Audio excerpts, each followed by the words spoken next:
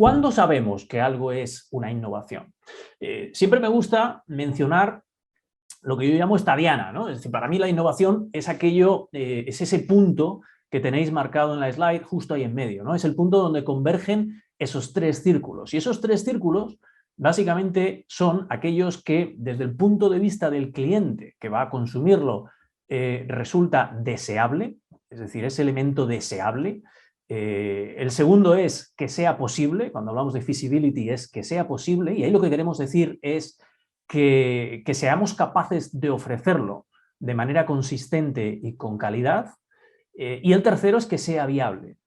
Viable es que en esa contribución que tiene que tener la innovación a la organización, pues nos aporte un resultado positivo, es decir, que nos sirva para ganar dinero, que no resulte realmente en una pérdida. Es muy interesante porque esos círculos suelen moverse mucho, suelen oscilar, suelen variar. Y suelen variar en función de distintas cuestiones, porque lo que es deseable hoy no es necesariamente lo mismo que era deseable ayer, ni lo que va a ser mañana. Y esto lo hemos vivido mucho a lo largo de los últimos 2 años, como el contexto cambia realmente aquello que necesitamos o aquello que consideramos importante, o que consideramos en este caso, utilizando la jerga, deseable, ¿no?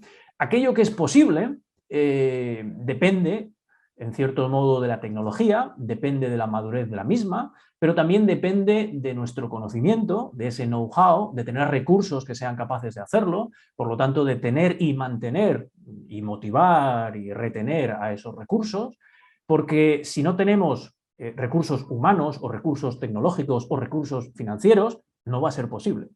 Y ese es el aspecto importante. No traemos algo al mercado para no ser capaces de ofrecerlo con calidad y con garantía de una manera continuada, ¿no? Y lo tercero es obvio, ¿no? Es decir, si esto nos cuesta más de lo que nos aporta, es posible que estemos resolviendo un problema, es posible que sea muy deseable para el cliente y es posible que además seamos capaces de hacerlo bien, pero no tiene una viabilidad en el largo plazo, por lo tanto no es una cuestión sostenible para la organización. Un cuarto factor, un cuarto círculo. ¿Qué pasa si mañana X, lo que sea? Es decir, ¿cómo es de adaptable ese concepto innovador que queremos traer al mercado? ¿Qué ocurre si nos encontramos pues, con más olas del COVID, con más regulaciones, con más restricciones, con problemas de suministro, con todas las cuestiones que llevamos viviendo a lo largo de los últimos 2 años? U otras muchas que nos pueden llegar, que pueden ser diferentes, ¿no? Entonces, ¿cómo es de adaptable? Realmente la innovación es cuando cae en el centro de esos 3 círculos, pero la innovación adaptable obviamente es mucho más potente. Y eso es lo que buscamos, ¿no? Lo que buscamos como organizaciones es dar con esos cambios, con esas mejoras que realmente cumplan con esas 4 características. Y una organización hace fundamentalmente 3 cosas. Una organización es capaz de definir cuál es su proposición de valor aquí en el medio y cuáles son sus segmentos de cliente. Y probablemente debe ajustar la proposición para cada segmento. ¿Por qué? Porque sus necesidades no son las mismas, ¿no? Y se va a acercar a ese cliente a través de unos canales. Puede ser directamente o puede ser indirectamente, puede ser física, puede ser virtualmente. Y va a intentar crear una relación con ese cliente, que no solamente es una relación de conocimiento y de atracción inicial, es una relación que puede ser muy duradera y en la que probablemente se estén buscando cimentar eso que llamamos confianza y credibilidad, ¿no? No todas las empresas mantienen las mismas relaciones y no todas las empresas mantienen las mismas relaciones con cada segmento de cliente, ¿no? Eso de la derecha, que al final son estos 4 elementos, es como una organización entrega valor a una empresa. En la parte de la izquierda lo que tenemos es lo que tiene que hacer una empresa para ser capaz de entregar valor. Porque el valor no sale de los árboles, el valor es algo que nosotros tenemos que de alguna manera crear.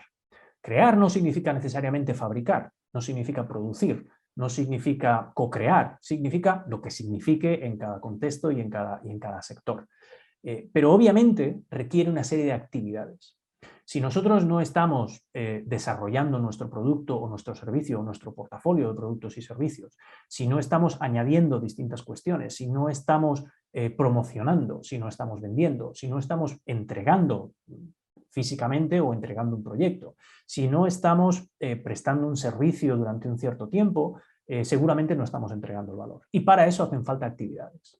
Y esas actividades, en una organización, solamente tenemos dos opciones. O las hacemos nosotros o las hace alguien más por nosotros. Es decir, o se convierten en cuestiones que dependen de recursos propios, esta es la cuestión de Key Resources que tenéis aquí, es decir, las actividades es lo que hacemos, los recursos es aquello que necesitamos para hacerlos. Antes os hablaba humanos, pero también financieros, tecnológicos, de propiedad intelectual o de otros tipos, ¿no? Eso sí lo hacemos nosotros. Y si lo hacen otros, ¿por qué? Porque lo hacen mejor, porque lo harán más rápido, o porque yo simplemente no puedo hacerlo todo, entonces lo que necesitamos es gestionar esas relaciones, gestionar esas alianzas, el ser capaz de trabajar con organizaciones que entendemos, que nos entienden, que se adaptan, que funcionan bien con nosotros y que nos hacen ser capaces ¿de qué? De generar ese valor para poder entregarlo. Y la parte de abajo es la que nos sirve para definir si la viabilidad se cumple o no se cumple en la innovación. Es aquella en la que vamos a estar considerando, por un lado, qué tipo de ingresos vamos a ser capaces de generar a lo largo del tiempo y de distintas maneras. Insisto, ventas, suscripciones, rentings, leasings, pagos por lo que sea, menos qué tipo de gastos vamos a tener que absorber, porque todas las organizaciones tenemos gastos. Y tenemos gastos, una de dos, o porque tenemos que invertir en nuestros recursos, o porque esos recursos van a generar más gastos haciendo actividades, o porque tenemos que invertir en las alianzas, que obviamente también cobran y también nos cuestan. Todo eso al final, ¡pum!, cae aquí abajo, cae a la parte del coste, ¿no?, de la estructura del coste. Entonces, cuando venimos a este otro canvas, que es el de la proposición de valor, lo que estamos es intentando o aprovechando, o de alguna manera creo que estructurando, cómo entendemos al cliente. Y ese entender al cliente depende de la parte de la derecha, lo primero, de observar. ¿Por qué queremos observar? Porque lo primero que queremos entender es qué quiere hacer ese cliente, qué es lo que realmente necesita conseguir. ¿Cuáles son, cuando hablamos de Customer Jobs o del concepto de Jobs to be done? Estamos hablando de esa idea de que el cliente siempre necesita algo, sea una empresa o sea un particular. Y ese algo, en general, va más allá de nuestro producto o de servicio. Va a algo que tiene que ver con su vida o tiene que ver incluso con su propio modelo de negocio si es una empresa.